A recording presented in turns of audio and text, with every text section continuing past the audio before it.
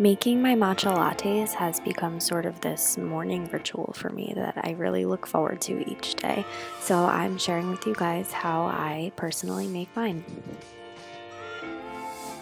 So first, for the milk that I use, I've been obsessed with this organic cashew milk from this brand called Forager. I have to keep like 2 or 3 bottles in my fridge at all times because that's how quickly I go through it all.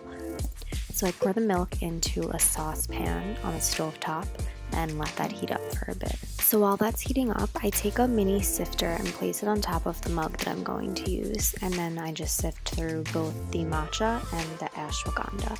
If you don't have one of these, don't worry about it, just helps create a more creamy consistency. As for the matcha that I use, I've been using this one from Matcha Love. It is organic and I get it on Thrive Market along with a whole bunch of other necessities that I order from there, so it's just really easy for me to order. Now onto the ashwagandha. For those of you who are not familiar, ashwagandha is an adaptogen, which means that it is an ancient herbal remedy for improving the adrenal system.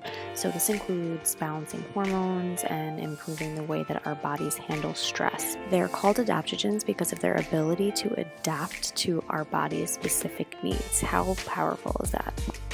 Now headed back to our milk, I like to add in a tablespoon of coconut butter. Now this adds in a nice little bit of healthy fat and gives a nice creaminess. I'm also adding in here a tablespoon of maple syrup for a little sweetness because the milk is completely unsweetened. Now you want to stir that up until the coconut butter is fully melted, and I like to watch the milk very closely. I don't like it to boil or get too hot, so just before boiling, that's when it's done.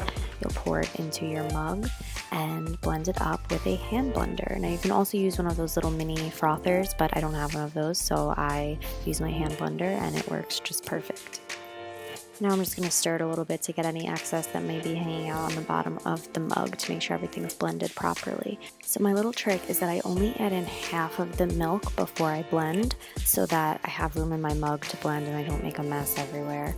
And then once everything's fully blended, then I add in the rest of the milk and top it with a little sprinkle of some apple pie spice, which is so super delicious. And just to be fancy for the video, I added in 3 little pumpkin seeds to just make it look cute. So that is it. There's your matcha latte. I've personally never been a coffee drinker, but this gives me a really nice little mood boost and very sustained energy throughout the day without any jitters. There's so many benefits to matcha. I highly recommend building it into your morning routine. I know that you guys will love it. So if you've tried this out for yourselves, be sure to let me know, and I will see you guys in my next video.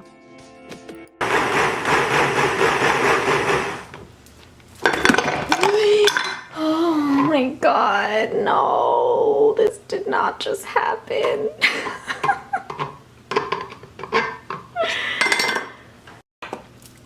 Okay, so not only is my backdrop totally ruined, but this entire container of matcha now has liquid in it. So, Jesus Christ. YouTube problems.